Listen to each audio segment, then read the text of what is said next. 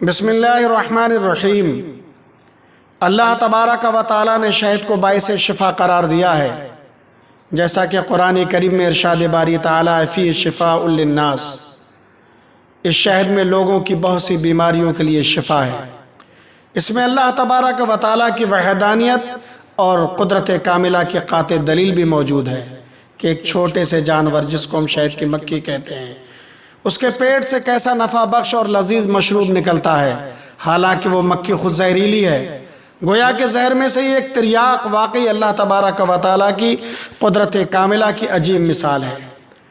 پھر قدرت کی یہ بھی عجیب صنعت گری ہے کہ دودھ دینے والے جانور، چاہے سردی کا موسم ہو، گرمی کا موسم اور غذا کچھ بھی ہو، چاہے ہری گھاس کھائیں، چارہ کھائیں، دانہ کھائیں، لیکن ان کے دودھ کا رنگ سفید ہی رہتا ہے، کبھی سرخ اور زرد نہیں ہوتا۔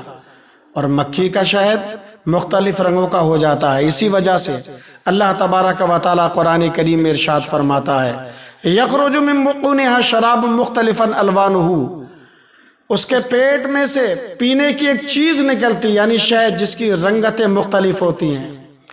محسن انسانیت جناب نبی کریم صلی اللہ علیہ وسلم کے فرمودات سے بھی شہد کی اہمیت اور افادیت کا اندازہ ہو جاتا ہے۔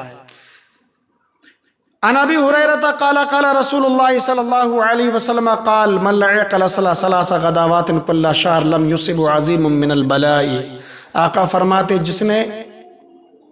جو شخص ہر مہینے 3 دن تک صبح کے وقت میں شہد چاٹے تو اس کو کوئی بڑی مصیبت نہیں پہنچے گی۔ ایک دوسری حدیث پاک میں اللہ کے نبی صلی اللہ علیہ وسلم ارشاد فرماتے ہیں علیکم بالشفاءین الاصل والقرآن، 2 باعث شفا چیزوں کو لازم پکڑ لو، شہد اور قرآن۔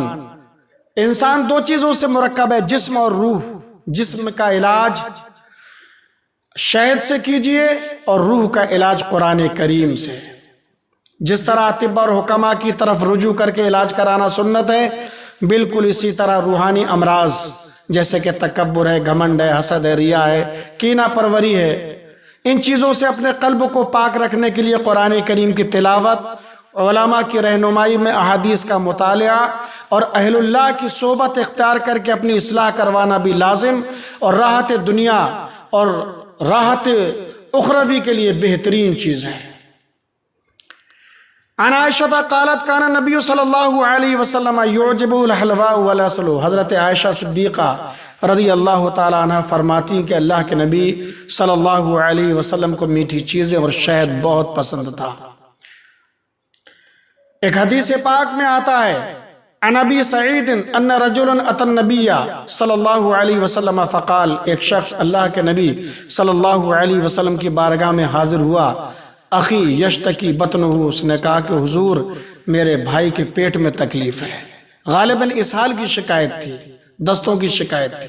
فقال اسقی عسلا، اللہ کے نبی صلی اللہ علیہ وسلم نے ارشاد فرمایا کہ اس کو شہد پلاؤ۔ ثم اتاہ ثانیہ، پھر اللہ کے نبی کی بارگاہ میں دوسری مرتبہ آیا، فقال اسقی عسلا، سرکار نے پھر فرما دیا کہ اس کو شہد پلاؤ۔ ثم اتاہ ثالثہ، پھر تیسری مرتبہ اللہ کے نبی صلی اللہ علیہ وسلم کی بارگاہ میں حاضر ہوا اور کہا حضور اس کو کوئی افاقہ نہیں ہوا ہے، اس کی پریشانی بدستور باقی ہے۔ فقال اسقی عسلا، اس نے سوچا تھا کہ سرکار دوسری دوا تجویز فرما دیں گے، لیکن اللہ کے نبی نے پھر فرمایا کہ اس کو شہد پلاؤ۔ ثم اتاہ، پھر اللہ کے نبی صلی اللہ علیہ وسلم کی بارگاہ میں چوتھی مرتبہ حاضر ہوا، فقال، اور اس نے کہا قد فعلت، فقالا کہ سرکار جیسا فرمایا میں نے ویسے کیا۔ فقال صدق اللہ وکذب بطن اخیک، اس اللہ کے نبی صلی اللہ علیہ وسلم نے ارشاد فرمایا کہ اللہ کا فرمان سچا ہے، تیرے بھائی کا پیٹ جھوٹا ہے۔ اسقی عسلا، جا اور اسے شہد پلا۔ فسقاہ فبرئ، پھر اس نے جا کر شہد پلایا تو اس کا بھائی صحت مند ہو گیا۔ اس حدیث سے امراض پیٹ میں، پیٹ کے مرض میں افادیت شہد کا علم ہونے کے ساتھ ساتھ طب کی ایک بنیادی اور اہم ترین اصل کی طرف رہنمائی بھی ملتی ہے کہ کسی بھی مرض کے علاج کے لیے دوا کی مقدار، اس کی کیفیت اور مرض کی قوت کی رعایت اور لحاظ رکھنا دوا کے مفید ہونے کے لیے انتہائی ضروری ہے۔ جیسا کہ اللہ کے نبی صلی اللہ علیہ وسلم کی اس حدیث مقدس سے واضح ہوا۔